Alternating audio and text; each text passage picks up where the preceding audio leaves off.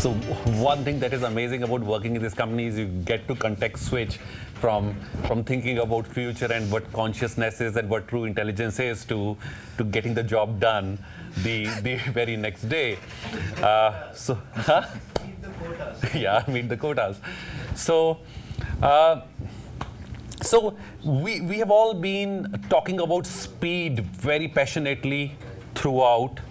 Raj started the conversation yesterday by saying that when we look at the world that we wish to make an influence in, speed is one of those anchor points. And speed is one of those dimensions where we hope to make a maximum impact on how you achieve your end goals. But speed needs to be looked at in a very real sense. We are living in a real world which has its own real complexities. And therefore, what speed is and what speed should be. And obviously, a company like Brillio sort of makes an impact in whatever you do. The medium is software. So it's very important to answer this question of how do you think of speed in the context of software? And let me start by saying what it is not. It is definitely not the speed at which you produce code.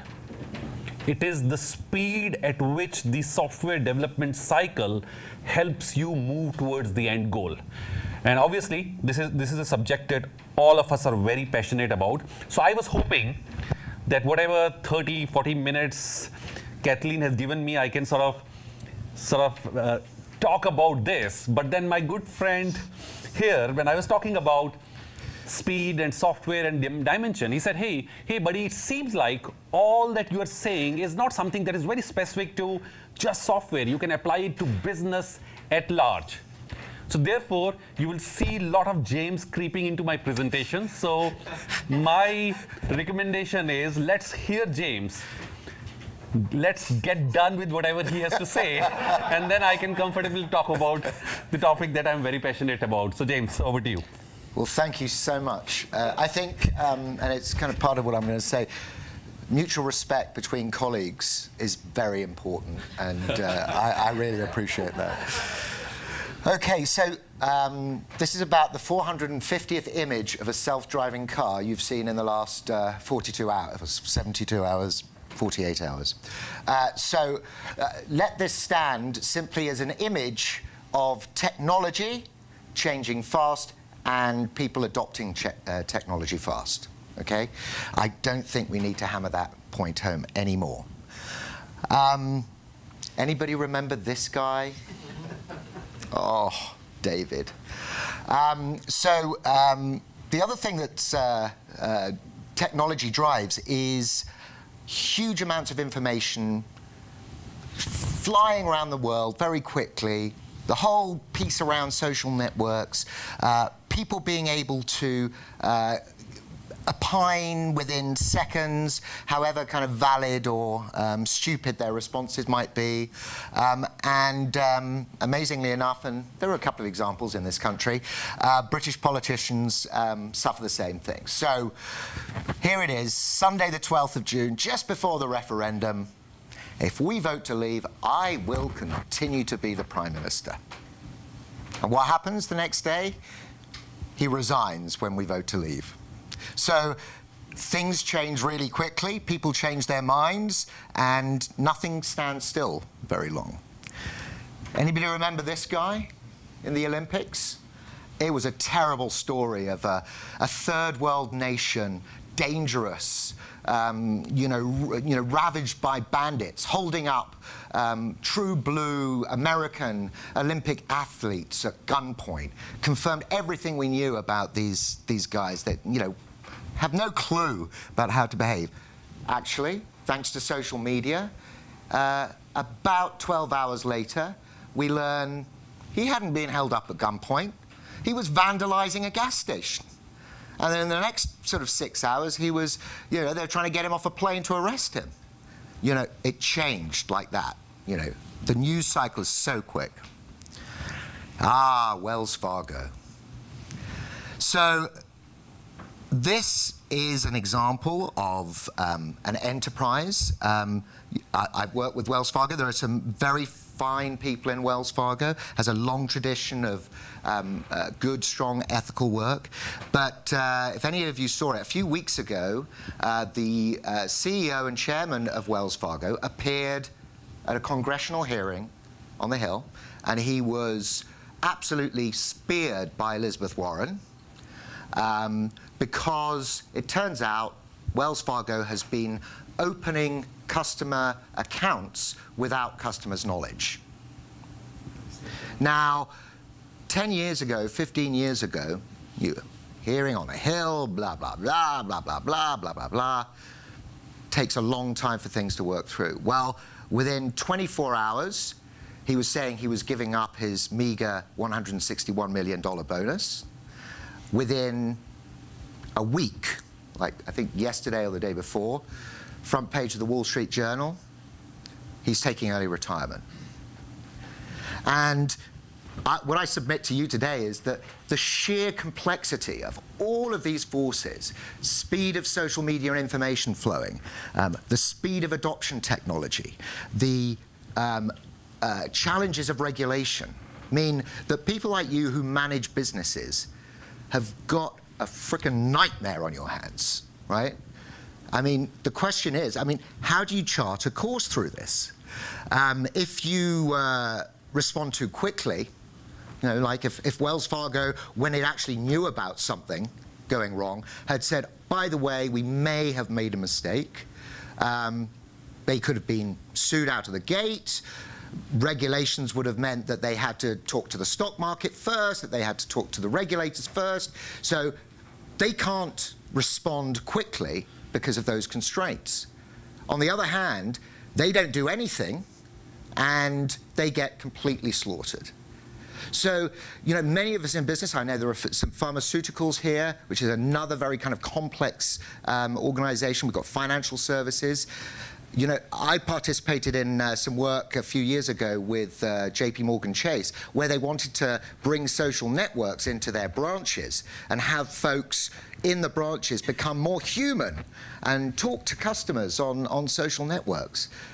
But every single thing they said had to be vetted by a workflow process because they didn't want to get sued by any sort of random comment that, you know, somebody in a branch may have made. And yet the very essence of social media is authenticity and responsiveness. So how do you manage through all of this complexity? You know, it's not often that business thinks about turning to IT for answers to business problems. You know, I've lived a little bit in both worlds, and generally, you know, the view from business of IT is they tend to be blocks on innovation.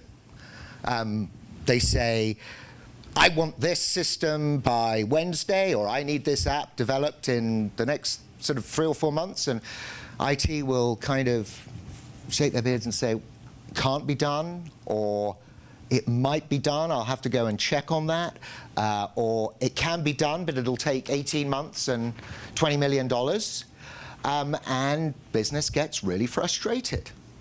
On the other hand, IT think that business have no freaking idea what they're doing. They have no idea how painful the lives of IT people are, how much risk IT is protecting the business from on a day-to-day level. You know, they are keeping single-handedly lawsuits from the door, and they are enabling commerce. That's what IT does. And business just has no idea of that complexity. So there's a little bit of a kind of an iron curtain sometimes between IT and business. But, you know, having had some conversations with my friend Puneet here, it strikes me that there are some areas of IT that business could learn from. And one of those areas is software development.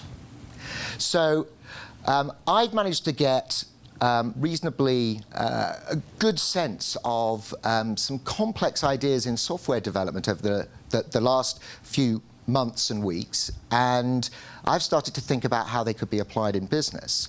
And I'd like Puneet to share some of the very cool stuff that's happening in that area, and then we'll sort of see if, despite Puneet's cynicism, there might be ways of applying that in a business complex, in this complex business world, to solve some business problems. So, Puneet, the idiot will get out of the way, the master will take over. Thank you. So let me start the second part of the conversation with reframing the problem a little bit. To me, yes, while there is a lot that can be learned from the right ways, and it's not necessarily the way it is done today, the right way of doing software, but in many ways, software is business, isn't it? If we are saying technology is going to change your business and software is at the core of it has to be a CEO's topic. How software is done should be as fundamental as how you define your core supply chain processes.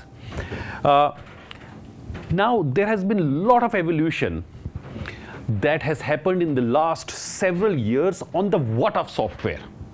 The programming languages, the third generation, fourth generation languages, the software development environments, underlying operating systems, computing power, the proliferation of APIs and microservices, that what part of software has been beautiful, and that's the result that you see, because amazing amount of technology is being created by creative developers. So no complaints there.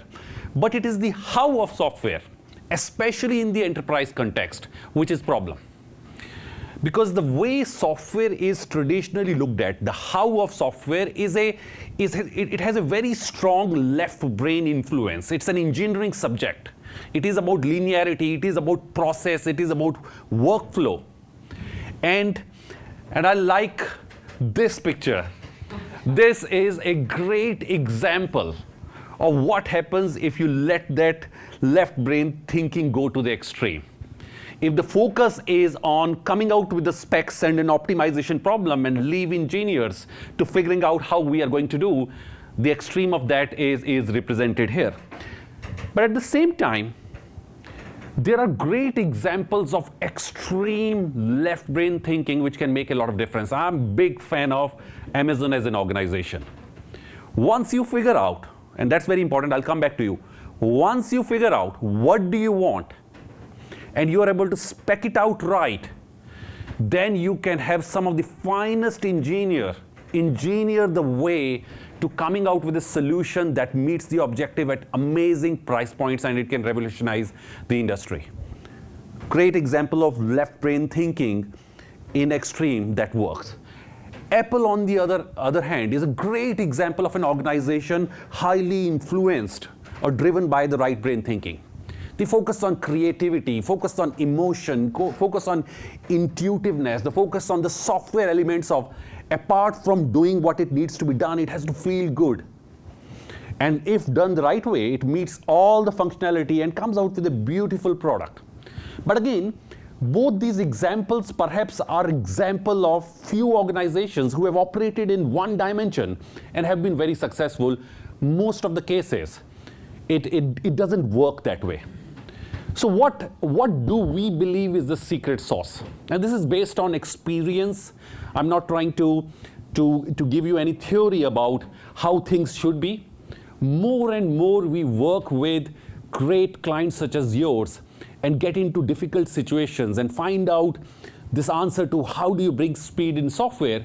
We are observing that the trick perhaps lies in bringing three dimensions together.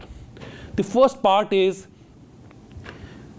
sort of amplifying selective parts of that left brain thinking, which is about how do you segment what you do? How do you focus on rapid iteration? How do you have the notion of you start with something and the ready app comes in several steps, where at each stage you can touch and feel and it feels like some product which has its life of its own. You have a way to do change management. Kevin yesterday during the panel discussion was talking about how when he has been building those tons of apps for within BMS, with every step, you're building a foundation that you can build on. So it's a great example. And Kevin has had this vision of, I don't know what is the term that he uses, but this vision of of almost a app factory. So business should be able to go to a tool, almost raise a ticket. Hey, this is a new workflow, and can I have a mobile app out? And you raise a ticket, and pop comes the app on the other side. First time right.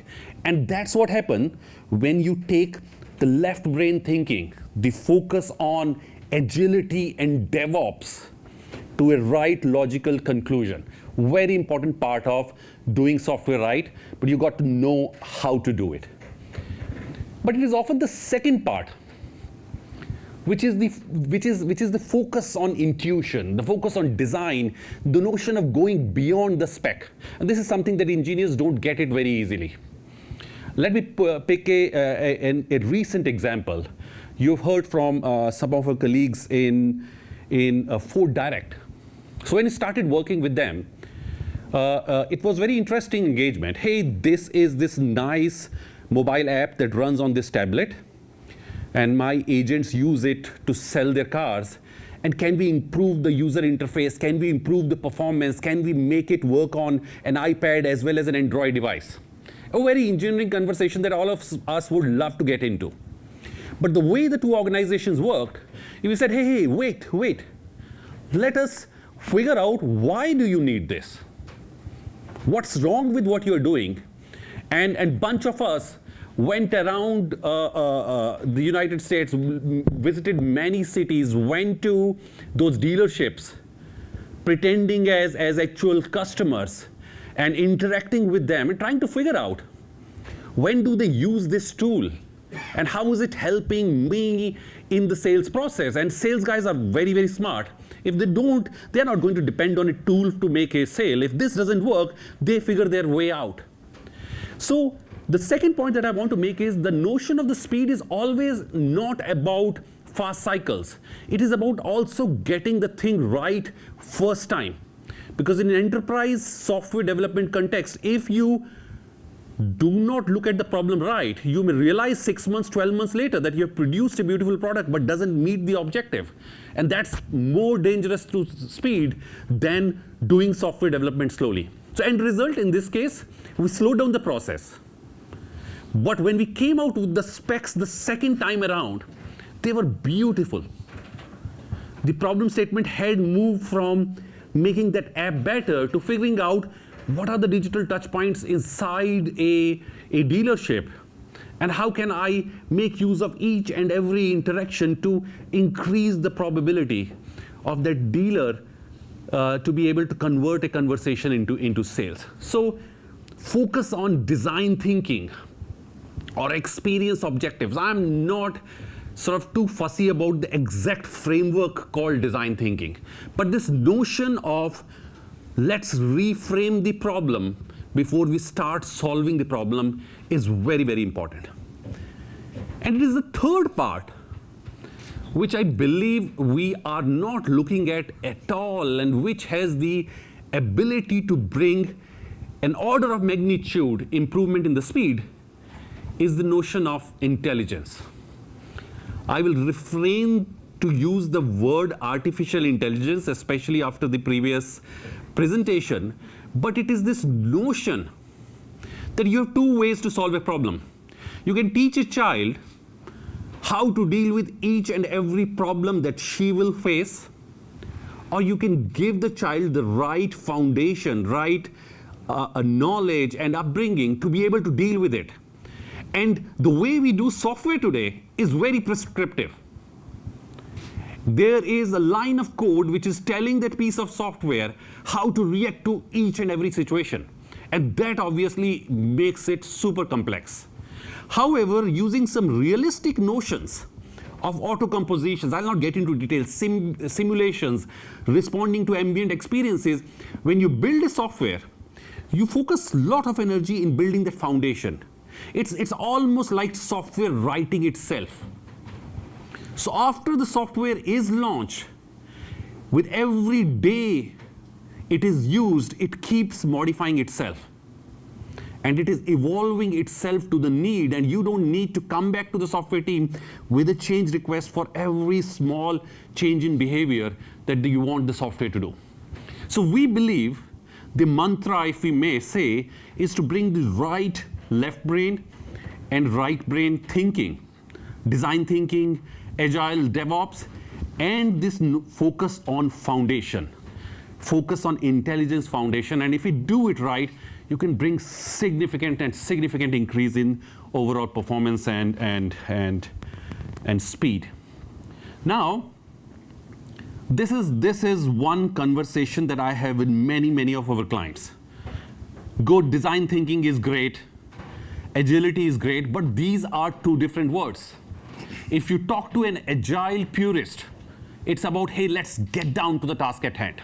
Let's assemble the team, figure it out, break it down, figure out what the requirement says, let's design, let's execute. It's about being impatient and getting down, whereas design thinking is all about, hey, hold on.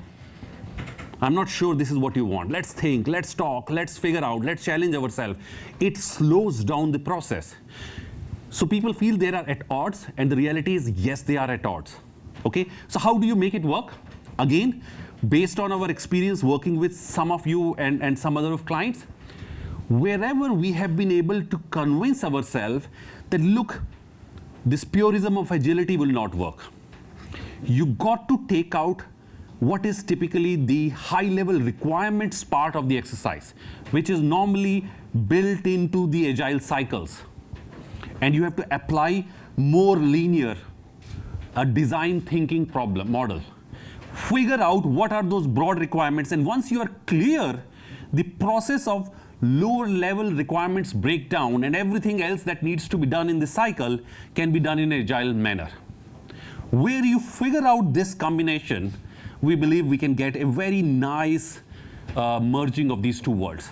The second point that is very important from our experience is agile,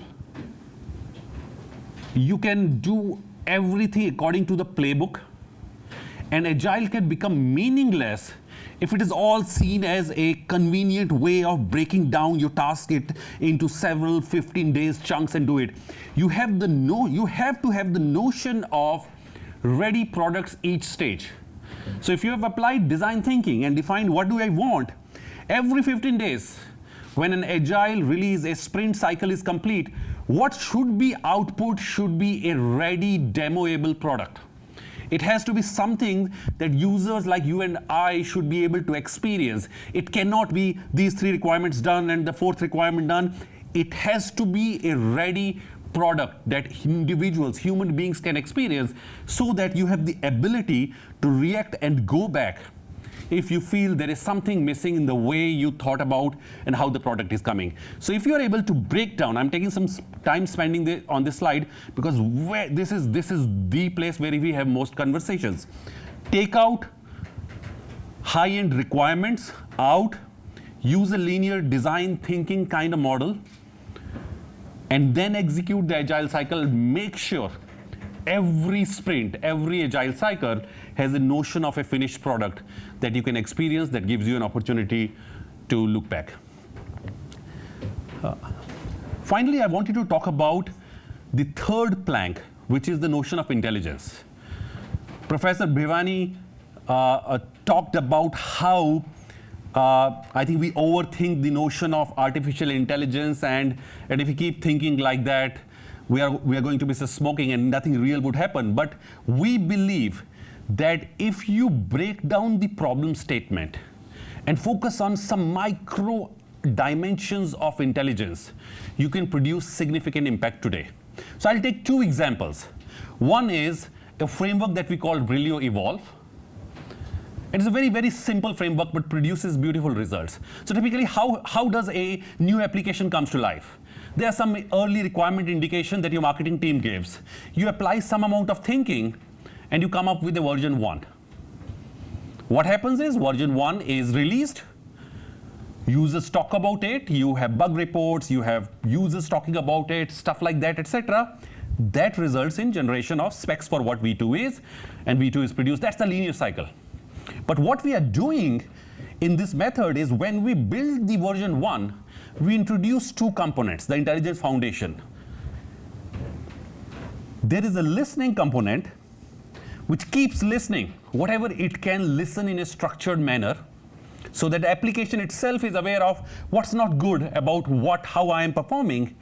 And it has an evolution engine, which means that based on what it is listening to limited abilities, it is constantly transforming itself. So sort of the path from V1 to V2, I'm slightly exaggerating here to make a point, but the path from V1 to V2 is not several individual releases that your development team is producing.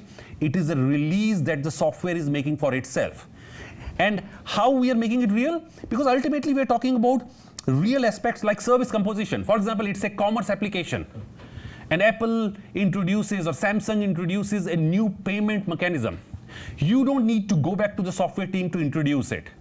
The underlying framework knows how it can self-compose, recompose itself using a new payments mechanism, and the new interim version is ready without a software developer writing a code. Or the notion of ambient experiences. The application is figuring out constantly that when the same user is standing inside a store, he or she uses the app very differently. And therefore, application figures out that, hey, there are two segments of users. The users who use the application within a physical store and what functionalities that they ask for, and then they figure out ways to do micro-personalization. So that's Brillio Evolve for you. We have been selectively applying this model in our engagements, and we are seeing some good results. Again, I'm not saying that it is totally changing the path from V1 to V2, but you can reduce several cycles which would have otherwise been seen as change requests that will go to software teams, and it will have its own impact. And finally, you can actually look at it even more simply. I want to talk about a very successful offering from us, which is Brillio Smart Test. So what this is doing is this. So you have an app V1, and you have launched an app V2. Okay? Now what happens is these apps that we are building, they contain the notion of what we call smart agents, which are embedded inside the app. So when I, the enterprise user, am using this app, it is constantly doing user-based learning to build a persona for me. So app knows how a Puneet works versus how a James works.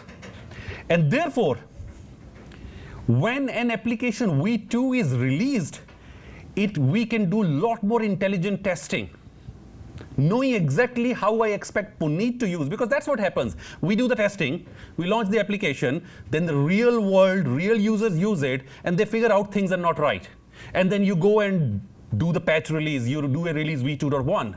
But what we are doing here is these smart agents are proactively testing version 2 exactly how or nearly how these are expected to be tested by real users in market, because it has been able to define personas for real users who have been using the older version. And as a result, even before the product is released to market, you can do the V2.1, do the necessary patching and necessary fixing, and therefore reduce the cycle times of that application coming back to drawing boards and you having to do change. So as you would have seen, both from the notion of applications that sort of build on themselves to more simpler notions on how smart test environments can sort of reduce the time for rework. So the point in summary is, it is about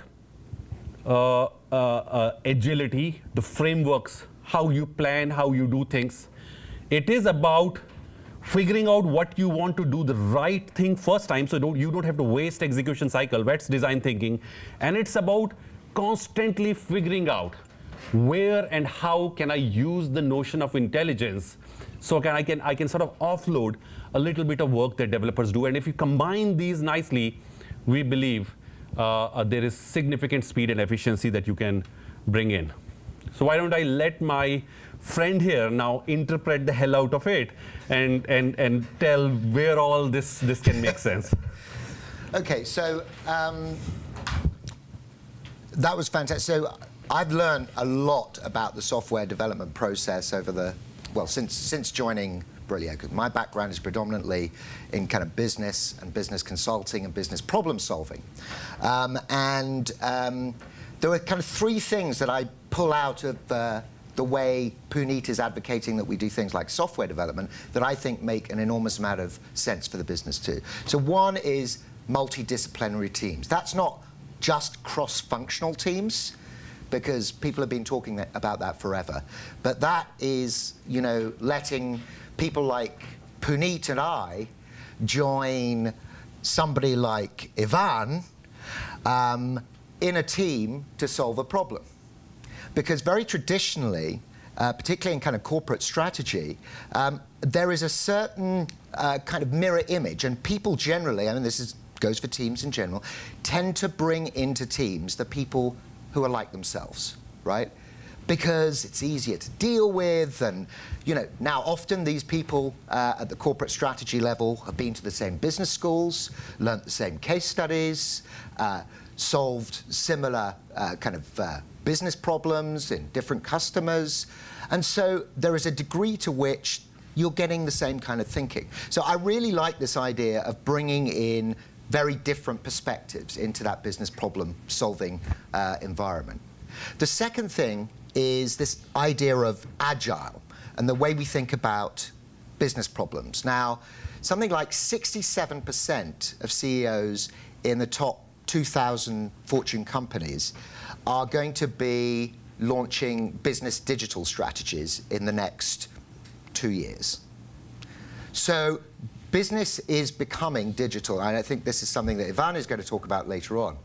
And we need to start taking some parallels from the world of development into the way we think about business problem solving. So one of those, in this complex world that I described earlier on, is what is the end? When is a problem solved? It's the equivalent of kind of linear software development. We've got the release, it's done. But the reality is the problem changes in its dimensions. It kind of shape-shifts and morphs into something else. And if you've just got a template which was focused on that initial kind of problem set, you're not actually going to have something that's very useful potentially, you know, beyond a very short lifespan once that solution has been implemented. So I like this idea of thinking about an agile approach to business problem solving, having almost sprints in business problem solving, and bringing that idea to bear. And then finally, the idea of intelligence. Well, obviously, it's very difficult to find intelligence in business. But that was a joke, by the way. Everybody's looking very serious. Yeah, it is. Yeah, no, it really is very difficult. No, there are obviously some very intelligent people in this room who are busy. But by intelligence, I mean the kind of concept that Puneet was introducing, where you've got a certain degree of self-learning. And again, at the risk of going into that kind of AI, but it's an iterative process. It learns as it goes on, and we use the tools of technology in that business problem solving to accelerate us, to get us to a solution that both balances management of risk and the responsiveness we need to actually solve those problems. And what's interesting is I'm starting to see very large organizations take the notion of agile as it has been described in the software world, and apply it to agile marketing, agile finance. And it kind of makes me smile, because I think it's very exciting, and I think it's very appropriate. And you know, one of the things that Brillio is trying to focus on is, as we develop these new ideas in technology and software development, we want to make sure that organizations are structurally ready for those changes as well. So to develop some transformation models on the business side that will help them absorb these and make the most of them. So I don't know about you, but I actually do think as a business person that we can learn some really cool lessons from IT and what's happening there. And I know that Puneet feels that he can learn a lot of lessons from the business too. So, ladies and gentlemen, I don't know if there are any brief questions, but thank you very much for your time. Yeah. Puneet, I need to ask a question. Can you go a couple of slides back for me to the one adding intelligence around the change process, right? Three kind of buckets, keep going back.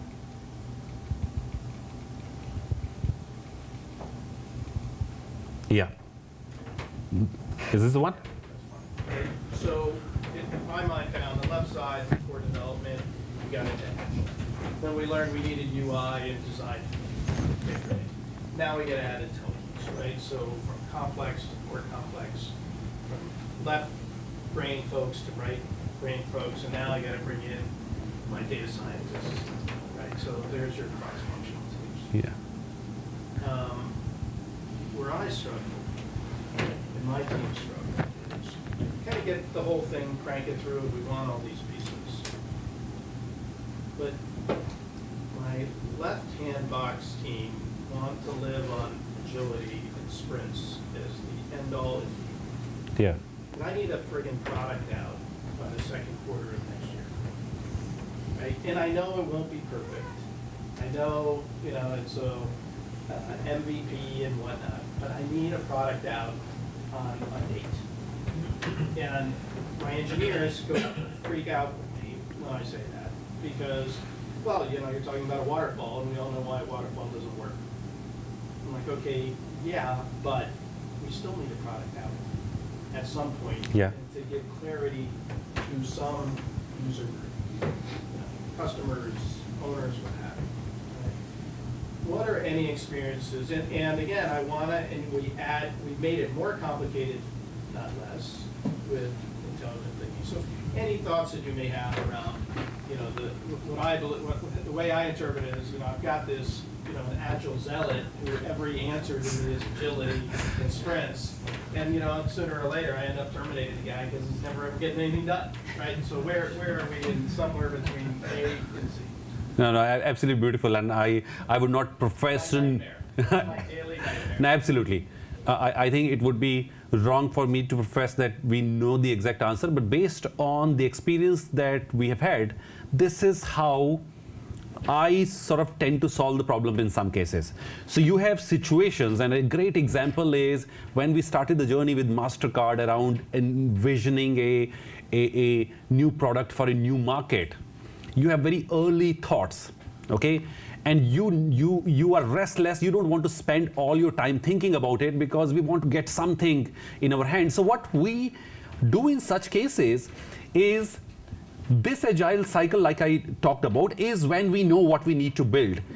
Even in the initial design thinking process, you make some very quick hypothesis about what you want, and you do some quick prototypes or prototypes like our friend from Ford Direct was talking about. So we give engineers the luxury of sort of playing around with what they believe are the complex parts and quickly produce an initial proof of concept so that it becomes more easy for everybody to start imagining and start critiquing whether we are going in the right direction. So there is a notion of quick prototyping even in this design thinking process. That's number one. I think the second part is, and especially linked to the intelligent foundation layer, is that we are trying to bring in the notion of product development. In fact, your question, I think, is a little bit more specialized because you're coming from a product development background. In our cases, most of the cases, these are services engagement. Somebody has to build an application. But the way we do it, we bring in a product management kind of discipline here.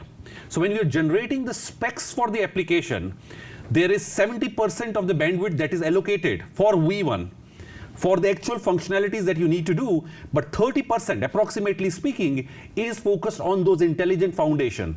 Kevin yesterday was talking about how each micro app we have produced together with Kevin for BMS, in each app, there is a certain part of scope that is gone into laying these foundations, knowing very well that I will start getting the benefit after the 5th app and the 6th app. So I think two combinations: do those initial prototyping as part of this design thinking process, okay? Keep enough scope, if not more, at least 30% of scope for what we call foundations that may not have a direct impact on the features for V1. And then once those requirements are clear, you allow them to run pure agile cycles with the condition that every sprint, it has to be a working release that is demoable so that I can figure out 15 days from now or maximum 13 days from now if something is not the way I want it to be. Yeah, and Puneet, just to add to that, maybe Atul, you can talk about also how you have brought down the whole release cycle for Puma, leading sports brand, as well as for Trader Joe's, leading retailer, in terms of how you guys have been able to sort of bring that down, right? In many months to now. Yeah, I mean, like release 3 months cycle. to like every 2 weeks, there is a release now of the product. I think that, the demonstratable piece is to do those prototypes. And some of the counter coming from the DevOps team is, but I gotta build the infrastructure. And so it is smoke and mirrors, but at some level, it's okay to be smoke and mirrors. Yeah. That's the answer, right? Is, look, throw some smoke and mirrors out there to help us along the way while that 30% is building something for You're right, absolutely. That may be simple way to look at it. Smidge of an example of what we talked about. One of the things you hate to do on a mobile device is type your ID and password. We created a logon module that is just not ID and password, but persistent. And we can configure. Originally, we built it was hard-coded for a specific time period. First iteration of looking at that was, we need to go out, minimal viable product.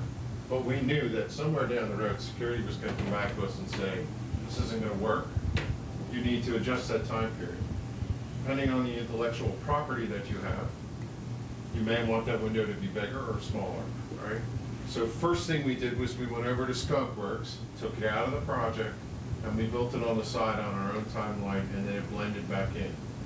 Then additionally, what happened was it went out to the CIO to some big launch that was coming, and he said, what we really need to focus on is making sure that it's not hard to authenticate because people don't want to authenticate. And we talked to them about this persistence. But taking that notion, one of the things we know, and I love about my iPhone, is that when I touch my finger, I can log right in. So to even leapfrog that further, we built a module to do fingerprint ID to log into an app. And it'll be coming, nobody asked for it, but we're preconceiving what people want. And the way that we solve some of that agile, keep wanting to add features is we have a Skunkworks program, and we build key features that we think will benefit the underlying platform, and then eventually they meld right in and get blended in, right? And that's an example of 2 iterations that could have built into a project and delayed the minimal viable product, and everybody would agree that we wanted this. We didn't say anything to anybody. We took them out of the thing, built them on the side, and then rolled them back in later, and I don't know if that's a great approach, but at the end of the day, the entire platform all had the opportunity to come back in and put this plugin in with the new upgrades, and they were really happy for it. Right, and I think very similar to like a Trader Joe. So the whole application which we are developing every 3 weeks, they are getting it. To Puneet's point of every release has to be a working product, right? Where you can get direct feedback from the end user. So now we have broken those features, and every release is every 3 weeks we are releasing a product, getting a direct feedback. Whereas we have reserved a 20% in this case capacity about that part, that what can come in the future or what proactively we can build into that, and we have started releasing that. So I think my question was more earlier on in the product Yeah. process where, we're before an MVP is out, and, so it's that wait, it's that delay, and that. Yeah, I think what Kevin said, I like that. Agile thing is. Yeah. Backlog is your friend. Yeah. That's the piece in Agile that I think a lot of people are missing. Yeah. And defer it off to the backlog. And you will say to people, it's going to come at some point. You can forecast the date, or you can say, we'll come back Yeah. to it. Whichever one they're more amenable to. Yeah, and I think a much more stronger product management role, or whatever one calls in the organization, is very, very, very, very important. Now, whether you move it to a Imagine exercise, a skunk work kind of model where you build it outside or you force it, I think the answer perhaps lies in that discipline as well. Yeah, please. One more question? Yeah, no, what I was going to say is I think it's a astute observation between business and development. If you really think about where we're at with business processes, I think most large businesses are dysfunctional. right? It's like a big, large family. They don't know what each other are doing. And if you think about the way that we do business consultancy today, it's just very much the way we've built applications in the past. This big monolithic Yeah. process you get started on, and you bring a consultant in fact, you bring an array of them in. They spend lots of time about problems they don't know anything about, to learn about those problems, to tell the business how to go and fix them, and by the time they get the solution, the problem's already moved, right? Yeah. And so that happens again and again and again. And using a methodology like this actually does work. Get started now. Really, that's Yeah. the message in my mind with all of these approaches. Yeah. Don't wait for it. What's the minimum viable solution? Right. Yeah. And it's not always going to be something we can do with development and automation. Yeah. Right. If you look at most great products today, there's a combination between automation and human intelligence that's in there. Until Yeah. AI gets to where it needs to be, there's nothing wrong with that. Yeah. There's nothing wrong with throwing 10 people at it today to get the solution, get the pain away from the business while you wait for some of the development to come along. Because what ends up happening is you just end up waiting and the pain's just there and the business Yeah. is paying the cost. So I think these things make a lot of sense. I know that's what we're working on, right? And we didn't know we were working on this because we knew nothing about Agile until we got a developer on our team that said, hey, think about using some of these principles, and it's working for us. And like Yeah. you said with the backlog and what Mark said the other day about incubation and how they're doing multiple things, those type of elements really do help address, because if you think about what we all do, we have users and consumers that we're really answering to. And if they don't feel like they're being heard, there's someone behind us that they're going to hire that's going to be Yeah. able to listen to them, right? And so we've got to give them something real and make sure they feel heard. Yeah, I think there's one final comment on what you just said there that I think business needs to take a lesson from, and that's traditionally, a lot of what we're focused on, and we have been focused on over the last few days, is innovation, right? Every slide's led with, this is changing, that's changing, you're going to be left in your undershorts standing in the middle of the road, and the sky is falling. And it is true that it's going very, very fast. You've still got a very risk-averse kind of universe. And I've certainly had my frustrations, and I think maybe this is where the right brain, left brain thing comes in. Especially in large organizations, people want to see the business case. What's the business case for this innovation that has never been tried before in the market that will guarantee me my return on investment? And of course you can throw some numbers in, but the reality is it's a bet. And so I think that's the other dimension around the way we think about things like software development. There are some features that end up staying and some that don't. So I think there's a lot of parallels, and I appreciate the comment. So I think we'll call it time. I know we have another. Break now? Perfect. So Perfect. take a 15 Hit. Perfect. minute- Hit. so take a Perfect. 15 minute- Hit. so take a Perfect. 15 minute- Hit. so take a Perfect. 15